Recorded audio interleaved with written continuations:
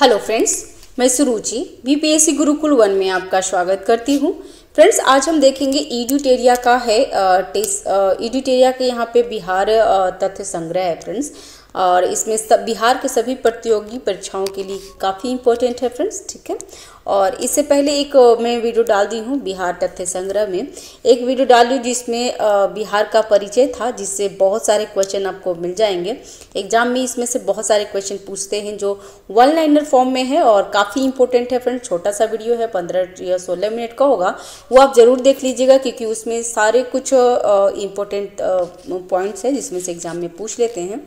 ठीक है, और आज का है बिहार का इतिहास, तो बिहार के इतिहास के बारे में पढ़ लेते हैं और आज का टॉपिक में प्राचीन बिहार के इतिहास हम देख लेंगे। ठीक है, और फ्रेंड्स बता दूं कि ये बिहार में जो एग्ज़ाम होता है ना, उसके लिए ये इम्पोर्टेंट हो जाएगा, जैसे कि या ये फिर कर लीजिए या फिर इम्तियाज़ अहमद का MCQ बुक है, तो वो मैं जो वस्तुनिष्ठ प्रश्न करके आता है वो मैं पूरा वीडियो अपलोड कर दी हूँ, प्लेलिस्ट में आपको मिल जाएगा।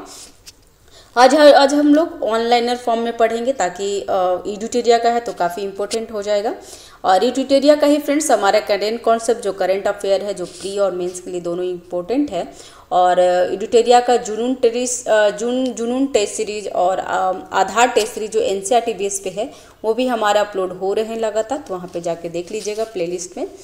और साथ ही साथ फ्रेंड्स परफेक्शन IAS का टेस्ट जो 90 डेज करके जो टेस्ट आ रहा है वो मैं टेस्ट 5 में अपलोड कर चुकी हूँ, तो और आगे जो जैसे जैसे टेस्ट आते जाएगा वैसे वैसे मैं अपलोड कर दूँगी। ठीक है, तो चलिए स्टार्ट करते हैं आज का बिहार का इतिहास के बारे में।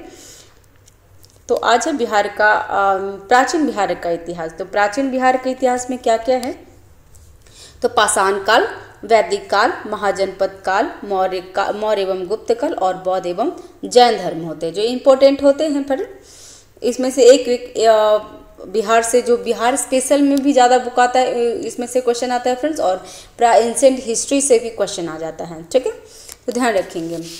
प्राचीन बिहार के इतिहास का स्रोत कहाँ कहाँ से है, तो प्राचीन बिहार के इतिहास को जानने के लिए दो प्रकार के स्रोत, कितनी, तो दो प्रकार के स्रोतों का उपयोग किया गया है, पुरातात्विक एवं साहित्य। पुरातात्विक स्रोत में क्या क्या है ये देखते हैं। तो पूर्व ऐतिहासिक युग के लिए मुंगेर और चिरान जो सारण में है, चेचर और मनेर पटना में है, और सोनपुर सारण में ताम्रप्रस्थ वस्तुओं एवं मित्रभांड प्राप्त हुए हैं। ठीक है, मौर्यकालीन अभिलेख लौरिया नंदरगढ़, लौरिया अरारेज और रामपुरवा आदि से स्थानों से प्राप्त हुआ है। बरार की गुफा राजगीर, नालंदा, पाटलिपुत्र, विक्रमशिला से प्राप्त हुआ है। तो बराबर की गुफा कहाँ से होते हैं फ्रेंड्स, तो बराबर की गुफा कहाँ से, तो राजगीर से बराबर की गुफाएं राजगीर, नालंदा, पाटलिपुत्र, विक्रमशिला से प्राप्त हुआ है जो पुरातात्विक स्रोत है। और बराबर की गुफा कहाँ है फ्रेंड्स, तो बराबर की गुफा गया में है फ्रेंड्स, गया और जहानाबाद में है, तो वो देख लेंगे।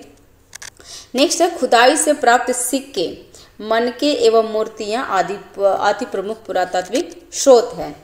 नेक्स्ट है साहित्यिक स्रोत में किसको किसको लिया गया फ्रेंड्स, तो इसमें रामायण, महाभारत, पुराण।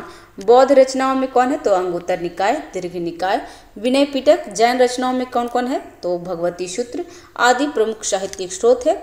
इसके अतिरिक्त यात्रियों के विवरण जैसे कि मेगास्थनीज का इंडिका, फायान इत्सिंग और हिंगसांग की यात्रा वृत्तांत है। कौटिल्य के अर्थशास्त्र, कौटिल्य का ही अर्थशास्त्र बहुत बार क्वेश्चन पूछा है फ्रेंड्स, PYQ करेंगे तो, कि अर्थशास्त्र किसने लिखा है, तो कौटिल्य। तो कौटिल्य के अर्थशास्त्र एवं स्थानीय लेखकों के लिए विवरण से प्राचीन बिहार के इतिहास की विस्तृत जानकारी मिल जाती है। तो ये जरूर ध्यान रखेंगे फ्रेंड्स, एग्जाम में ये 1 2 4 मतलब इसमें से सारे जितने भी ईडुटेरिया का ये बना हुआ है ना फ्रेंड, सारे इंपॉर्टेंट है, एग्जाम में पूछा हुआ क्वेश्चन है। अब पाषाण काल के बारे में पढ़ लेते हैं। तो पूरा पाषाण काल, तो इस काल में मानव आखेटक एवं खाद्य संग्रह थे। ठीक है, पाषाण काल में पूरा पाषाण काल में मानव आखेटक एवं खाद्य संग्राहक था। और दक्षिण बिहार मुंगेर एवं नालंदा, ये दोनों जगह का नाम याद रखिएगा। दक्षिण बिहार में मुंगेर और नालंदा से बड़े और खुरदरे पत्थर की कुल्हाड़ियाँ, चाकू और खुरपी आदि प्राप्त हुआ है। ये अवशेष लगभग 1 लाख ईसा पूर्व के हैं। तो ये कहाँ पाषाण काल का कहाँ मिला है फ्रेंड्स, तो पाषाण काल का मुंगेर एवं नालंदा से मिला है। तो ये जरूर ध्यान रखेंगे फ्रेंड्स। और क्या क्या मिला है, तो कुल्हाड़ी, चाकू और खुरपी। नेक्स्ट है मध्य पाषाण काल से क्या क्या बिहार में मिला है। तो मध्य पाषाण काल यहाँ पे मैं अंडरलाइन कर दूंगी या फिर कोई ऐसा हाईलाइट कर दूंगी कि ताकि आपको दिक्कत नहीं होगी पढ़ने में। ये तो अच्छा नहीं लग रहा है।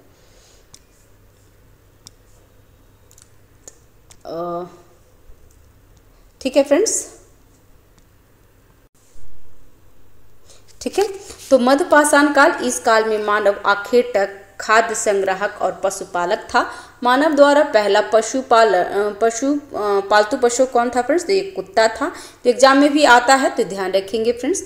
और मध्य पाषाण काल में दक्षिण बिहार के मुंगेर, ठीक है, मुंगेर से छोटे आकार के तेज धार वाले औजार प्राप्त हुए हैं। तो मध्य पाषाण काल में मुंगेर से मिला है फ्रेंड्स। और जो यहाँ पे ये था पाषाण काल में पूरा पाषाण काल से, तो पूरा पाषाण काल मुंगेर और नालंदा से मिला है। लेकिन मध्य पाषाण काल के अगर पूछा जाए तो ये मुंगेर से सिर्फ मिला है और तेज धार वाले औजार प्राप्त हुआ है, ठीक है। और ये अवशेष 40,000 से 10,000 ईसा पूर्व का है, तो ये भी ध्यान रखेंगे। नेक्स्ट है नवपाषाण काल। तो नवपाषाण काल के बारे में देख लेते हैं क्या है इसमें। तो इस काल में मानव खाद्य उत्पादक हो गया था और मानव बस्तियों में निवास करने लगे थे।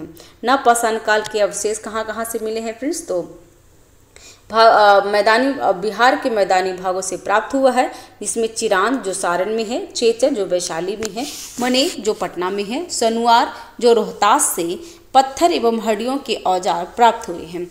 कैमूर की पहाड़ी, नवादा और जमुई से गुफा चित्र प्राप्त हुए हैं। तो गुफा चित्र कहाँ से प्राप्त हुए हैं फिर से ध्यान रखेंगे। कैमूर की पहाड़ी और नवादा और जमुई से प्राप्त हुए हैं। और ये अवशेष 2500 ईसा पूर्व के हैं, तो ये भी ध्यान रखेंगे फ्रेंड्स, ठीक है। और सब यहाँ पे कुत्ता कौन सा था, पालतू कुत्ता ही था फ्रेंड्स, तो भी ध्यान रखिएगा। नेक्स्ट है ताम्रपाषाण काल। तो ताम्रपाषाण काल चिरांद, सोनपुर, ताराडीह, चेचर, मनेर, सनुआर आदि से ताम्रपाषाण काल के अवशेष मिले हैं। इस काल में पत्थर के औजार के अतिरिक्त ताम्र उपयोग के प्रमाण मिले हैं। ये अवशेष लगभग 1000 ईसा पूर्व के हैं, तो ध्यान रखिएगा फ्रेंड्स। नेक्स्ट है वैदिक काल। तो वैदिक काल में देख लेते हैं कि वैदिक काल में क्या हुआ था। तो वैदिक काल आर्यों द्वारा स्थापित सभ्यता को वैदिक काल कहा जाता है। तो वैदिक काल आर्यों द्वारा स्थापित, यहाँ पे ध्यान रखेंगे, वैदिक काल आर्यों द्वारा स्थापित सभ्यता को वैदिक काल सभ्यता कहा जाता है, क्योंकि इस सभ्यता के इतिहास वेदों पर आधारित था, ठीक है। नेक्स्ट वैदिक सभ्यता के 2 वर्ग में विभाजित करते हैं। तो इसमें कौन कौन से हैं फ्रेंड्स। तो पहला है पूर्व वैदिक काल जो 1500 से 1000 ईसा पूर्व का है, और उत्तर वैदिक काल जो 1000 से 600 ईसा पूर्व का है। पूर्व वैदिक काल ऋग वैदिक सभ्यता का विस्तार बिहार क्षेत्र में नहीं था। तो ये फ्रेंड्स ध्यान रखेंगे कि जो पूर्व वैदिक काल या ऋग वैदिक सभ्यता बिहार के क्षेत्र में नहीं, बिहार तक विस्तार नहीं था, तो ये जरूर ध्यान रखेंगे। उत्तर वैदिक काल में आर्यों का विस्तार गंडक नदी के तट तक बिहार के क्षेत्र में पहुंचा था। तो ये क्वेश्चन पूछता है कि जो वैदिक काल सभ्यता था जिसमें कौन सा वैदिक सभ्यता में हमारे बिहार का उल्लेख है। तो उत्तर वैदिक काल, ठीक है। उत्तर वैदिक काल में आर्यों का विस्तार गंडक नदी के तट तक बिहार के क्षेत्र में हो गया था, ठीक है। नेक्स्ट है बिहार के भौगोलिक क्षेत्र की प्रथम चर्चा शतपथ ब्राह्मण जो लगभग 800 ईसा पूर्व से की रचना में मिलती है। इसमें बिहार की चर्चा क्या, तो विदेह के रूप में की गई थी, जो तिरहुत मिथिला के क्षेत्र को दर्शाया जाता है। तो ये ध्यान रखेंगे। ये कब हुआ था फ्रेंड्स, सबसे पहले तो शतपथ ब्राह्मण में मिलता है, ठीक है। बिहार के भौगोलिक क्षेत्र की प्रथम चर्चा शतपथ ब्राह्मण में 8000 ईसा पूर्व की रचना में मिलती है, और बिहार की चर्चा विदेह के रूप में की गई है जो तिरहुत और मिथिला क्षेत्र को दर्शाता है। तो जरूर ये ध्यान रखेंगे फ्रेंड्स, ठीक है। ऋग्वेद में बिहार को किकट एवं ब्रात्य शब्द से संबोधित किया जाता था, और तो ये भी ध्यान रखेंगे, ऋग्वेद में बिहार को किकट और ब्रात्य शब्द से संबोधित किया जाता था। बराह पुराण में किकट को अपवित्र प्रदेश माना गया है। तो ये भी ध्यान रखिएगा कि किकट को अपवित्र प्रदेश माना जाता था, किसमें कहा गया है, तो बराह पुराण में। और ऋग्वेद में बिहार को किकट और ब्रात्य शब्द से संबोधित किया जाता था। तो ये तीनों पॉइंट ध्यान रखेंगे फ्रेंड्स। महाजनपद काल में देख लेते हैं तो 6ठी शताब्दी ईसा पूर्व में अंगुत्तर निकाय, ठीक है, और भगवती सूत्र, ये दोनों याद रखेंगे फ्रेंड्स, ये एग्जाम में पूछ लेता है। तो ये बहुत बार पूछा हुआ है, PYQ अगर आप देखेंगे प्रीवियस ईयर क्वेश्चन तो ये बहुत बार पूछा हुआ है। इनफैक्ट इसमें जितनी भी क्वेश्चन है ना पूछा ही हुआ है, ठीक है। तो अंगुत्तर निकाय एवं भगवती सूत्र से 16 महाजनपदों की जानकारी मिलती है।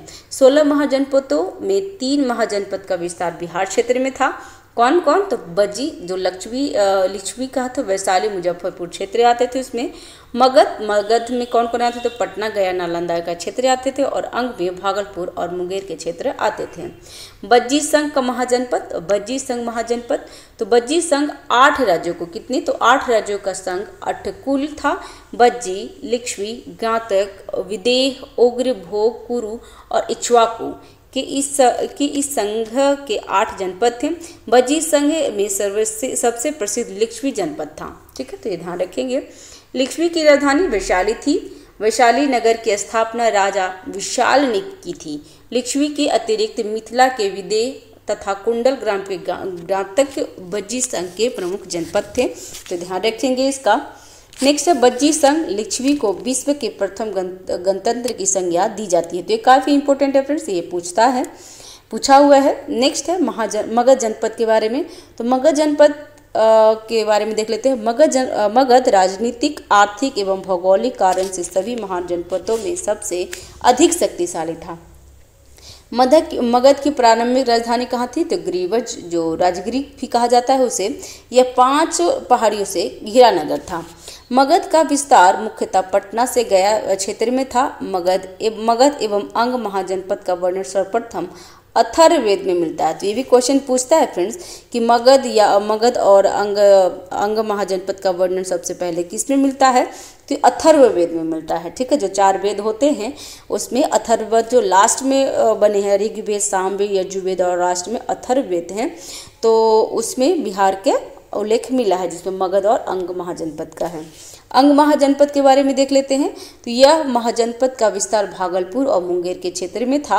अंग महाजनपद की राजधानी चंपा थी। बहुत बार क्वेश्चन पूछा है फ्रेंड्स कि अंग महाजनपद की राजधानी कौन है, तो ये चंपा थी। और अंग के अंतिम शासक ब्रह्मदत्त को हराकर मगध शासक बिंबिसार ने अंग को मगध में मिला लिया था। तो ये पूछता है फ्रेंड्स कि अंग को मगध में किसने मिलाया था? तो बिंबिसार मिलाए थे। याद रखिएगा, बिंदुसार और बिंबिसार अलग है फ्रेंड्स, ये जरूर ध्यान रखिए क्योंकि इसमें कंफ्यूजन हो जाता है। बिंदुसार मौर्य वंश के थे जो चंद्रगुप्त मौर्य के बेटे थे, और बिंबिसार हर्यक वंश के थे, ठीक है, तो ये दोनों डिफरेंट है। नेक्स्ट है मगध का उत्कर्ष एवं उनके राजवंश। तो मगध की स्थापना बृहदत्त ने की थी। बृहदत्त का पुत्र जरासंध इस वंश का सबसे प्रसिद्ध शासक था। जरासंध वही जरासंध है फ्रेंड जो महाभारत में उल्लेख है इनका। जरासंध को भीम ने द्वंद्व युद्ध में पराजित कर उसका वध किया था। इसका वर्णन महाभारत से मिलता है, तो यहाँ पे भी आ गया। मगध का प्रारंभिक राजधानी राजगृह 5 पहाड़ियों से घिरा एक सुरक्षित क्षेत्र था। मगध उर्वरक भूमि, नदियों की उपलब्धता, खनिजों एवं वन संसाधनों की उपलब्धता के कारण आर्थिक रूप से संपन्न क्षेत्र था। बृहदत्त वंश का अंतिम शासक रिपुंजय था, ये भी ध्यान रखेंगे। नेक्स्ट है हर्यक वंश। तो हर्यक वंश का कार्यकाल कितना है? तो 544 से 412 ईसा पूर्व तक का है। इस वंश का स्थापना बिंबिसार ने 544 ईसा पूर्व में की थी। बिंबिसार को मगध के वास्तविक संस्थापक माना जाता है, तो ये भी पूछता है कि मगध को वास्तविक संस्थापक किसे माना जाता है? तो ये बिंबिसार को माना जाता है। बिंबिसार ने विवाह नीति द्वारा, किसके द्वारा? तो विवाह नीति द्वारा साम्राज्य विस्तार को प्रशस्ति दिया। उसकी पहली पत्नी कौशल देश की कौशल देवी थी जो कौशल की राजकुमारी थी। इस विवाह से उसे दहेज में काशी क्षेत्र को प्राप्त हुआ था। दूसरी पत्नी चेहलना थी जो चेलना लिच्छवी के राजा चेटक की पुत्री थी, ना कि चेटक की बहन। ये भी क्वेश्चन पूछ देगा कि चेलना कौन थी, तो चेटक की पुत्री थी। और तीसरी पत्नी कौन थी? तीसरी पत्नी क्षेमा पंजाब के मद्र की राजकुमारी थी। बिंबिसार ने अवंती के शासक चंड प्रद्योत के साथ मैत्री का संबंध अपनाया था। और बिंबिसार ने चंड प्रद्योत के उपचार के लिए अपने राजवैद्य जीवक को भेजा था। तो ये भी क्वेश्चन पूछता है फ्रेंड्स के जीवक कौन थे, तो जीवक एक चिकित्सक थे जो राजवैद्य थे, और ये किसके दरबार में रहते थे, तो बिंबिसार में। और किसके लिए गए थे, तो चंड प्रद्योत और जो महात्मा बुद्ध है उनके भी इलाज जीवक ने किया था फ्रेंड्स, तो ये भी ध्यान रखेंगे। नेक्स्ट है बिंबिसार की हत्या 592 मतलब 492 492 ईसा पूर्व में उसके पुत्र अजातशत्रु ने कर दिया था। अजातशत्रु का कार्यकाल क्या है, तो अजातशत्रु का कार्यकाल 492 मतलब 492 टू 460 तक है। ठीक है, यहाँ पे डेट रखेंगे याद कि अजातशत्रु 492 से 460 ईसा पूर्व बिंबिसार के बाद हर्यक वंश का शासक बना था। उसका वास्तविक नाम कुनिक था। ठीक है, नेक्स्ट है बिंबिसार एवं कौशल देवी की मृत्यु के बाद कौशल के राजा प्रसेनजीत ने काशी वापस ले लिया था, जिस कारण प्रसेनजीत का संघर्ष अजातशत्रु से हुआ। अंततः अजातशत्रु ने प्रसेनजीत को पराजित कर काशी पर अधिकार कर लिया। बाद में अजातशत्रु का विवाह प्रसेनजीत की पुत्री बजीरा से हो गई थी। अजातशत्रु ने बजीर संघ का एवं मल्लों को पराजित किया था। अजातशत्रु प्रारंभ में जैन धर्म को मानते थे और बाद में उन्हें बौद्ध धर्म को अपना लिया था। तो ये भी क्वेश्चन पूछ सकता है, जैसे 4 ऑप्शन रहेंगे और कथन कारण रहेगा कि ऐसे पूछ लेगा कि अजातशत्रु पहले जैन नहीं थे, तो ऐसे करके पूछेगा। तो अजातशत्रु प्रारंभ में जैन धर्म को मानते थे, बाद में वो बौद्ध धर्म में अपना लिए थे। और यहाँ पे अजातशत्रु ने 483 ईसा पूर्व में राजगृह की सप्तपर्णी गुफा में प्रथम बौद्ध संगति आयोजन करवाया था। तो ये वेरी वेरी इंपॉर्टेंट है फ्रेंड्स, ये बहुत बार एग्जाम में आता है और आपको हमें पता है कि आपको ये याद होगा भी, क्योंकि इतनी बार ही पूछा हुआ है। अगर PYQ किए होंगे तो आपको डेफिनेटली याद हो गया होगा। तो 483 में राजगृह में प्रथम बौद्ध संगति हुई थी, जिसका आयोजन करवाया था किसने, तो अजातशत्रु ने। ठीक है, सिंगली अनुश्रुतियों के अनुसार 460 ईसा पूर्व में उदयन ने अपने पिता अजातशत्रु की हत्या कर दी थी। उदयन या उदयन ने अपनी राजधानी राजगृह से पाटलिपुत्र, गंगा, सोन एवं गंडक के संगम पर स्थानांतरित किया था। तो ये भी क्वेश्चन पूछ लेता है फिर कि पटना किसने स्थापित किया था, तो पटना कौन, पाटलिपुत्र को किसने बनाया था, तो उदयी ने बनाया था फ्रेंड्स, और ये अपनी राजधानी को भी वहाँ लेके गया था। तो उदयन के 3 पुत्र अनिरुद्ध, मुंडक और नागदशक थे। नागदशक इस वंश के अंतिम शासक थे, तो ये भी ध्यान रखिएगा। और हर्यक वंश का जो होते हैं ना फ्रेंड्स, उसको पितृहंता वंश भी कहा जाता है, क्योंकि उसमें बिंबिसार का हत्या अजातशत्रु ने किया था और अजातशत्रु की हत्या उसके पुत्र उदयन ने कर दिया था। तो ये भी ध्यान रखेंगे। नेक्स्ट है शिशुनाग वंश, जो 412 से 344 ईसा पूर्व के थे। तो शिशुनाग ये वंश ही है फ्रेंड्स, ध्यान रखिएगा, ये पूरा टोटल वंश है। और शिशुनाग ने हर्यक वंश की जगह शिशुनाग वंश की स्थापना की थी। शिशुनाग ने वैशाली को राजधानी बनाया था। तो ये भी क्वेश्चन पूछता है फ्रेंड्स कि किस वंश ने वैशाली को राजधानी बनाया था, तो हर्यक वंश के बाद शिशुनाग वंश आए थे और शिशुनाग ने ही वैशाली को राजधानी बनाया था। और शिशुनाग ने अवंती के राजा अवंतीवर्धन को पराजित कर अवंती को मगध में मिला लिया था। तो ये भी ध्यान रखेंगे। और इसके अतिरिक्त शिशुनाग ने वत्स और कौशाम्बी को भी मगध में शामिल कर लिया था। 394 में ईसा पूर्व में शिशुनाग की मृत्यु के बाद कालाशोक मगध का शासक बना। पुराणों में उसे काकर्णवन कहा जाता है। कालाशोक के समय में ही मगध की राजधानी पाटलिपुत्र हो गई थी, क्योंकि कालाशोक ने क्या किया था, वैशाली से हटा करके इसको वापस पाटलिपुत्र ले आए थे। कालाशोक ने 383, ठीक है, ये ध्यान रखिएगा, एग्जाम में काफ़ी इंपॉर्टेंट हो जाता है ये बौद्ध के लिए, कि कालाशोक ने 383 ईसा पूर्व में वैशाली में द्वितीय बौद्ध संगति, कौन, तो द्वितीय बौद्ध संगति का आयोजन कराया था। और कौन, तो कालाशोका ने। कालाशोका की मृत्यु के बाद उसके 10 पुत्रों ने शासन चलाया था। शिशुनाग वंश का अंतिम शासक नंदीवर्धन था। तो ये भी क्वेश्चन पूछ देता है कि शिशुनाग वंश का अंतिम शासक कौन है, तो नंदीवर्धन थे। नेक्स्ट है नंद वंश। फ्रेंड्स ऐसे भी पूछता है फ्रेंड्स कि अगर वंश दे देंगे और कार्यकाल दे देंगे या फिर कौन कब कर्मानुसार सजाने के लिए आते हैं, तो सबसे पहले हर्यक वंश, उसके बाद शिशुनाग वंश, फिर आ गया नंद वंश, उसके बाद मौर्य वंश, ऐसे करके आते जाएंगे। ठीक है फ्रेंड्स, तो नंद वंश के बारे में देख लेते हैं। 344 से 321 की ईसा पूर्व में है। तो महापद्मानंद ने 344 ईसा पूर्व में शिशुनाग वंश को समाप्त कर नंद वंश की स्थापना कर दी थी। महापद्मानंद को एकारट एवं एक क्षत्र की उपाधि दी गई थी। पालीग्रामों में महाजनपदों को उग्रसेन, महापद्मानंद को उग्रसेन कहा जाता था। ये ध्यान रखेंगे कि पाली ग्रंथों में महापद्मानंद को उग्रसेन कहा गया था।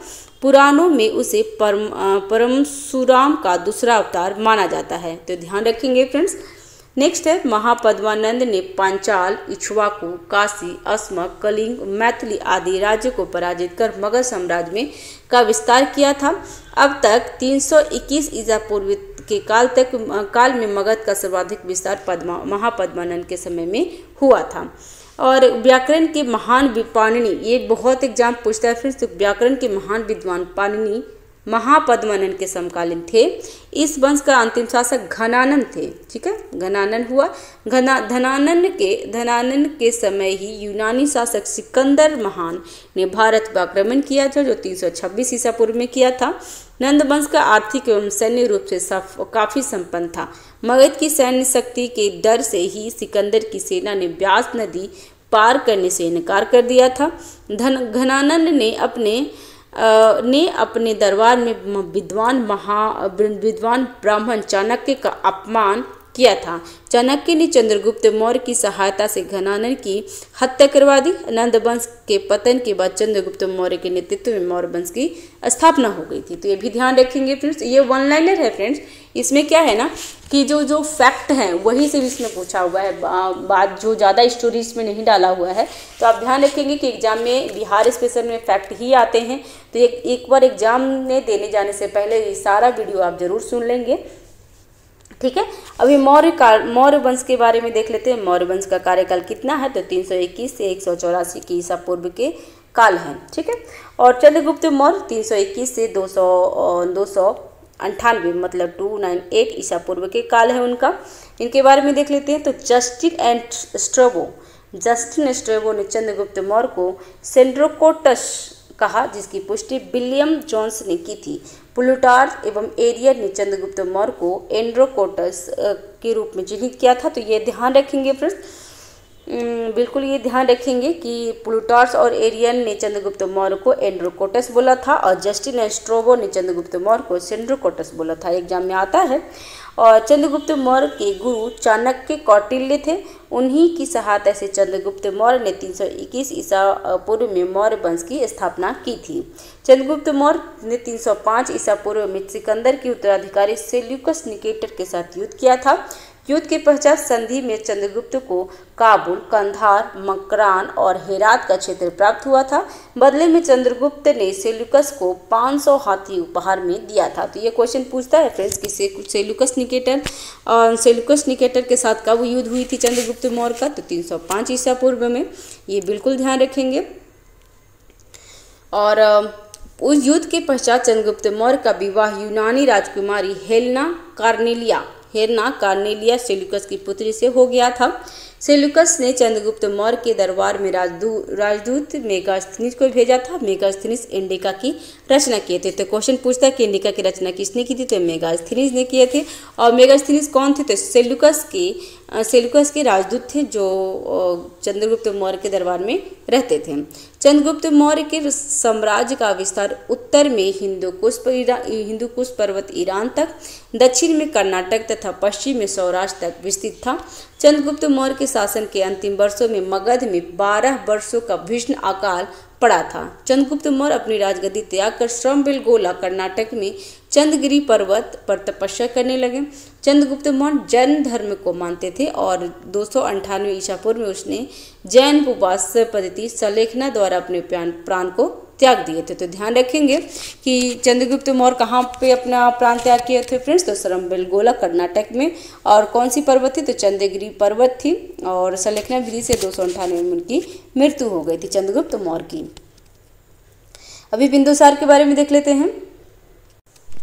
ठीक है, अभी हम बिंदुसार के बारे में देख लेते हैं फ्रेंड्स। तो बिंदुसार का कार्यकाल क्या है, तो बिंदुसार का कार्यकाल, यहाँ पे ये कलर सही नहीं जम रहा है फ्रेंड्स। बिंदुसार है 298 टू 272 ईसा पूर्व के हैं और बिंदुसार चंद्रगुप्त मौर्य का उत्तराधिकारी था और उसे अमित्रघात, सिंह सेन आदि नाम से भी जाना जाता था। स्ट्रोबो के अनुसार सीरिया के राजा एंडियोकस ने डायमेकस नामक राजदूत को बिंदुसार के दरबार में भेजा था।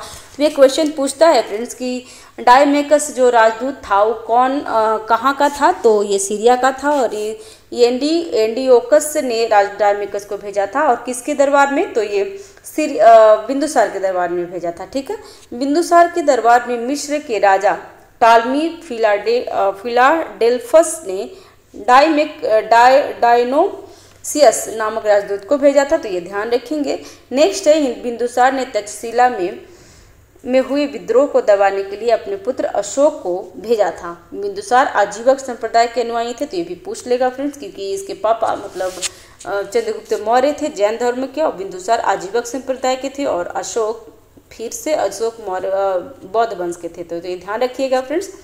अशोक के बारे में पढ़ लेते हैं, सम्राट अशोक के बारे में पढ़ लेते हैं फ्रेंड्स। तो सम्राट अशोक का कार्यकाल कितना था, तो 232 ईसा पूर्व के था। बिंदुसार की मृत्यु के 4 वर्ष बाद अशोक मौर्य वंश की गद्दी पर बैठा। इससे पूर्व वह उज्जैन का राजपाल भी था। तो उज्जैन का राजपाल कौन था फ्रेंड्स, तो उज्जैन का राजपाल अशोक थे और वो बिंदुसार की मृत्यु के 4 वर्ष बाद बैठे थे, वो राजा बने थे। पुराणों में अशोक को अशोकवर्धन कहा गया है। मास्की और गुर्जरा के अभिलेखों में उसे अशोक कहा गया है। तो ये क्वेश्चन पूछता है फ्रेंड्स कि अशोक जो है कहाँ पे कौन से अभिलेख में कहा गया है, तो मास्की और गुर्जर अभिलेख में।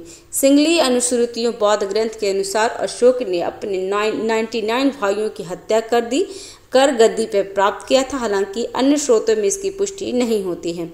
अशोक ने अपने शासन के 9वें वर्ष बाद कलिंग युद्ध जो 261 ईसा पूर्व में किया था, कलिंग को मध्य में सम्मिलित किया था। तो ये ध्यान रखेंगे फ्रेंड्स, 9 वर्ष बाद जो कलिंग युद्ध का डेट याद रखेंगे, ये कब हुआ था, तो 261 ईसा पूर्व में हुआ था। अशोक के 13वें शिलालेख में कलिंग युद्ध का वर्णन है। तो ये भी पूछता था कलिंग युद्ध का वर्णन किसमें है, तो 13वें शिलालेख में है। कलिंग युद्ध के बाद अशोक ने बौद्ध धर्म को अपनाया। उससे पूर्व वह शैव धर्म को मानता था। तो अशोक सबसे पहले कौन सा धर्म को मानता था फ्रेंड्स, तो शैव का, लेकिन कलिंग युद्ध के बाद वो फिर बौद्ध धर्म में आ गया था। तो ये ध्यान रखेंगे, कलिंग युद्ध के बाद वो बौद्ध धर्म अपना लिए थे। इससे पहले वो शैव धर्म को मानते थे। दिव्य वरदान के अनुसार उपगुप्त ने अशोक को बौद्ध धर्म की दीक्षा दी थी। तो अशोक को बौद्ध धर्म की दीक्षा किसने दिया था फ्रेंड्स, तो ये उपगुप्त ने दिए थे। तो ये भी ध्यान रखेंगे। अशोक के शासनकाल के महत्वपूर्ण वर्ष कौन कौन से हैं। उसके बाद है अशोक के जो था महत्वपूर्ण वर्ष थे, तो वो अपने जो राजा बने थे उसके 9वें वर्ष में कहाँ गए थे, तो कलिंग युद्ध हुआ था जो 261 में हुआ था। 10वें वर्ष में वो बोध गया गए थे, सबसे पहले वो बोध गया गए थे फ्रेंड्स। 12वें वर्ष में निगाली सागर की यात्रा किए थे। 13वें वर्ष में धम्म शिलालेखों का अंकन किए थे। 14वें वर्ष में धम्म महापात्रों की नियुक्ति किए थे और 20वें वर्ष में लुम्बिनी की यात्रा की थी। अशोक ने कर घटाकर 1/8 कर दिया था। ठीक है, अशोक ने बौद्ध धर्म के प्रचार के लिए अपने पुत्र महेंद्र और पुत्री संघमित्रा को श्रीलंका भेजे थे। अशोक ने तीसरी बौद्ध संगति का आयोजन पाटलिपुत्र में करवाए थे। अशोक ने लगभग 37 वर्ष तक शासन किया तो उसकी मृत्यु 232 में, उनकी मृत्यु कब हुई थी फिर 232 ईसा पूर्व में हो गई थी। अशोक के बाद उसके 10 उत्तराधिकारी ने शासन किया था। ये उत्तराधिकारी कौन थे, तो कुणाल थे, बंधुपालित, इंद्रपालित, दशोन, दशरथ, संप्रीति, शालिशुक, देवधार्मन, सत्यधनुष एवं बृहदत्त थे। और मौर्य वंश का अंतिम शासक बृहदत्त था। ठीक है। मौर्य वंश का शासन 137 वर्ष तक चला था। तो इतना ध्यान रखेंगे फ्रेंड्स। मैं आपको बता दूं कि जो इसमें जितनी भी क्वेश्चन है फ्रेंड्स, ये सब सारे कुछ पूछा हुआ है, PYQ से लिया गया है फ्रेंड्स। इसमें सारा डिटेल्स तो नहीं है, लेकिन जो भी है काफ़ी इंपॉर्टेंट है, तो ज़रूर आप इसको करके जाएंगे, क्योंकि इसमें से क्वेश्चन आपको एग्जाम में मिल जाएंगे फ्रेंड्स। ठीक है। तो अभी नेक्स्ट वीडियो में बौद्ध धर्म और जैन धर्म का वन लाइनर देख लेंगे। ठीक है। और इसमें ज़्यादा बड़ा बड़ा वीडियो नहीं बनाते हैं फ्रेंड्स, इसमें आधे घंटे का ही वीडियो बना दे, ताकि आपको देखने में भी ईजी हो जाएगा। Thanks for watching, have a nice day, keep watching, keep learning friends. Thank you very much, thanks.